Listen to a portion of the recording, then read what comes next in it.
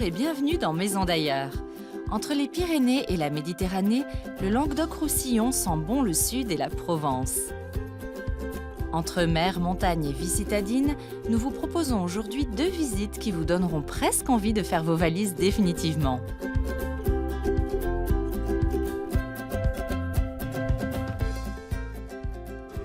Christian Signorel est graphiste à l'origine.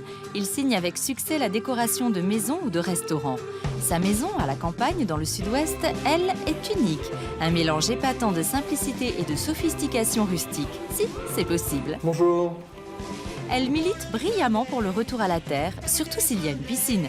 Oui, il y en a une. Ce lieu, je l'ai cherché assez longtemps. Je cherchais une grande grange afin d'y installer une habitation contemporaine. Dès le départ, j'avais ça en tête. Je ne l'ai absolument pas rénové, je suis juste intervenu sur les ouvertures. J'ai créé des ouvertures, c'est tout. Je voulais créer un contraste vraiment saisissant entre une habitation moderne en verre, en métal, inscrite dans une carcasse en pierre et en bois.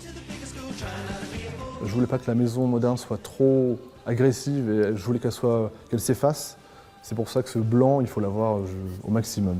Donc des objets un peu placés comme ça, sans intervention sur les murs, pas de tableau, c'est un choix. Tout semble d'ailleurs très choisi et très juste. Cette partie entrée, je l'ai voulu théâtrale parce que tout devait être dit dès le début. On a la pierre omniprésente et le noir. Le couloir est noir, le sas est noir, avant d'entrer dans la maison toute blanche. J'ai laissé volontairement l'escalier en béton brut parce qu'il était parfait comme ça. Il se détachait très bien sur le mur lisse noir. On a déjà tous les matériaux, le verre, les murs lisses et la pierre. Ce n'est plus une rénovation, c'est une réinvention de cette bâtisse. Et James Bond qui rencontre la soupe aux choux. Enfin, si, un peu. Nous sommes dans ce que j'appelle la terrasse intérieure, c'est-à-dire que nous sommes ni dans l'habitation, ni vraiment dehors, nous sommes sous la grange, sous la carapace de la grange, avec la piscine intérieure. C'est une ouverture d'origine par laquelle rentrait le foin, que j'ai conservée parce qu'elle éclaire toute la piscine et aussi une partie de l'habitation. On a vue sur l'extérieur et aussi sur l'habitation. Le costume idéal ici, c'est le bikini façon Ursula Andress, pas celui de De Funès. Donc là, dans le salon, on voit pénétrer la charpente. Ici, on voit une panne, on voit une deuxième, une troisième, une quatrième. Ça nous rappelle qu'on est dans la grange. Ici, on peut voir une petite collection de vases Murano, comme un amoncellement de couleurs sur une table basse que j'ai dessinée en miroir et rétro-éclairée. On peut retrouver les années 70 dans ces pieds de lampe que j'ai chinés, c'est des pieds de lampe Barbier. Il y a toujours un petit mélange de styles 40, années 90.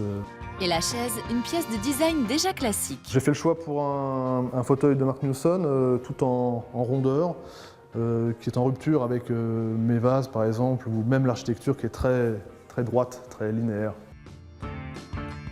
Le sol est une peinture de parking blanc brillant.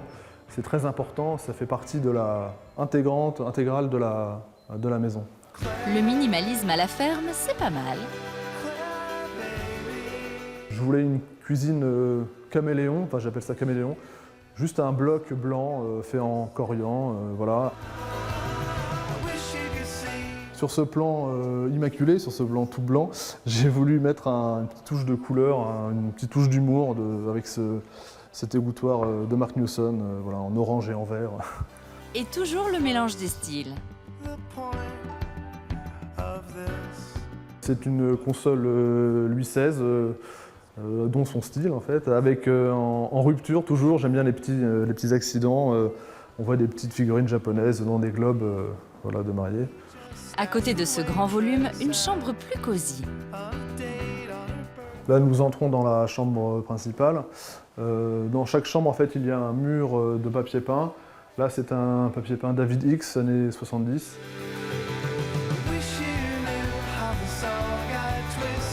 Une salle de bain centrée sur une douche à l'italienne, en marbre de Carrare, avec un mur noir. C'est toujours la même trame, hein, c'est du noir et blanc. Ce miroir partage le mur noir en deux. En même temps, il y a un jeu de reflets avec le marbre. On a l'impression qu'il y a une ouverture en fait. Donc ça, c'est une salle de projection. Enfin, il y a plusieurs utilités. C'est ou une chambre d'amis ou un bureau. Mais en ce moment, c'est une salle de projection. Pour faire ressortir l'image, j'ai peint le mur de derrière en noir. Comme salle de projection, c'est pas mal. Comme chambre, c'est pas hyper intime, non? Ici, on peut observer les cadrages sur le végétal derrière, sur la charpente. C'est une pièce vraiment emblématique là, de la maison car on voit quasiment tout d'un seul tenant. Nous, comme chambre d'amis, on aime bien celle-là. Nous sommes dans une des 2 chambres d'amis. Donc la particularité de cette chambre, c'est qu'il y a une ouverture d'angle. Et pour agrandir et gagner en lumière, j'ai mis un miroir carré qui duplique la fenêtre. Donc on a l'impression que la fenêtre est beaucoup plus grande. Avec toujours un mélange un peu hétéroclite d'objets 50, avec une lampe Pistilino, des petites figurines E.T. À l'origine, c'est un tapis mural que j'ai mis sur le lit comme couvre-lit. C'est comme un meuble en fait. Comme il y a très peu de meubles dans les chambres, ben là on a une astuce pour meubler la chambre. Trop chic, trop blanc pour la campagne? Pas du tout. C'est une maison très, j'étais étonné moi-même, assez facile à vivre et très reposante. J'en ai beaucoup besoin pour me faire des week-ends, pour être en rupture avec ma vie parisienne. Voilà.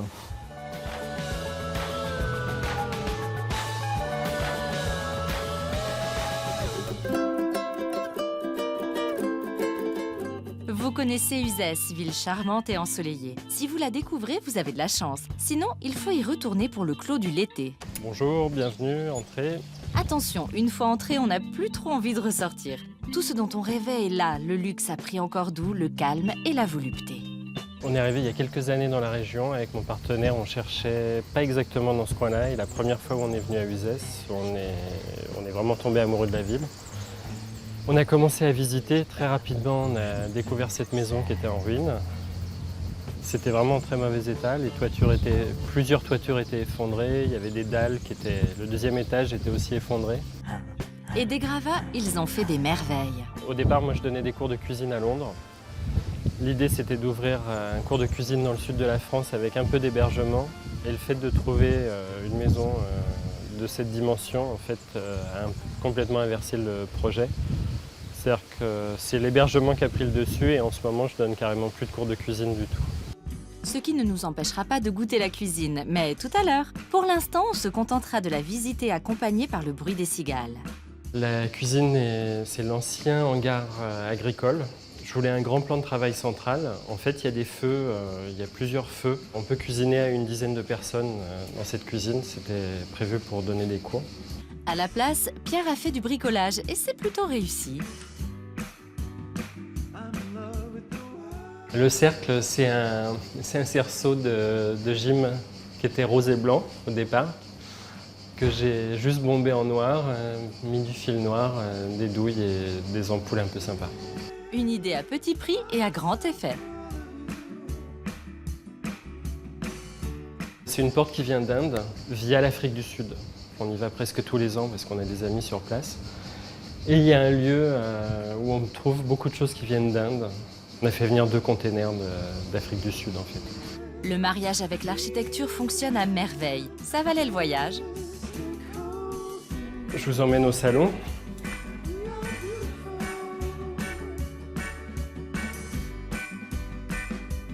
C'est une pièce qu'on a très peu modifiée.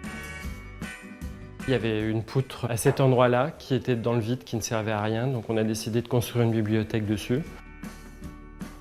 La balustrade en fer forgé a une histoire assez drôle. Elle a été fabriquée en France pour un hôtel particulier en Argentine, installée donc en Argentine au 19e, et elle a été rachetée par un antiquaire au Cap, donc en Afrique du Sud. Nous, on l'a rachetée au Cap et on l'a fait revenir en France. Assez impressionnant, comme les volumes qui restent pourtant chaleureux. Il est temps d'aller voir les très grandes chambres. Voilà la chambre plume. Au début, on a trouvé cette suspension qui est faite en plume d'oie blanche. Et mon partenaire voulait absolument qu'elle soit installée quelque part dans la maison. À partir de cet élément, on a rajouté 2-3 éléments à base de plumes, d'où le nom de la chambre. Pour commencer, on a choisi la chambre la plus luxe. Cette chambre a une terrasse privée avec la meilleure vue, je pense, de la maison. Sur chaque terrasse, on a essayé d'installer de quoi faire la sieste, une douche également. On les a habillés juste d'une tuile, il n'y a pas de pommeau de douche à proprement parler. Les 4 autres chambres sont parfaites aussi et surtout bien isolées les unes des autres. La tranquillité. La chambre blanche, je pense que son nom est une évidence. C'était une bergerie qui était aussi assez sombre et en très mauvais état. Donc on a décidé juste d'entièrement la peindre en blanc, de l'enduire de blanc.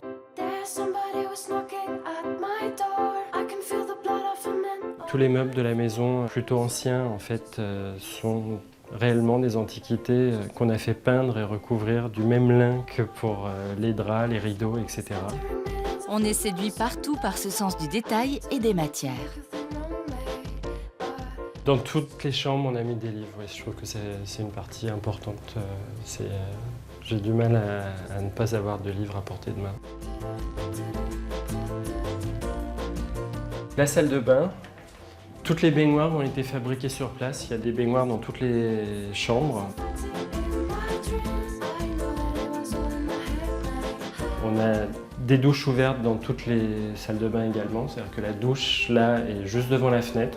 Alors bien sûr, on a mis un volet avec des lattes orientables, de façon à pouvoir garder la vue sur la campagne, mais pouvoir être quand même caché de l'extérieur. Un conseil, ne ratez pas le jardin. Une vraie douceur. Pour pouvoir faire un peu d'ombre, on a opté pour une tonnelle végétale. Je ne voulais pas installer de parasol. Pour cette partie de jardin, on est parti sur un gazon japonais, faire un mélange de graines semées au hasard. L'objectif, c'était d'avoir un jardin qui paraisse le plus naturel possible, avec des essences locales uniquement. On ne voulait surtout pas que ça ressemble à un jardin à la française. C'est-à-dire que ça s'intègre au maximum au paysage. Et pour compléter ce bonheur, si l'on n'apprend pas encore à cuisiner au clos, on peut désormais aller déjeuner à l'Artémise, le restaurant que nos hôtes ont ouvert à quelques minutes de là.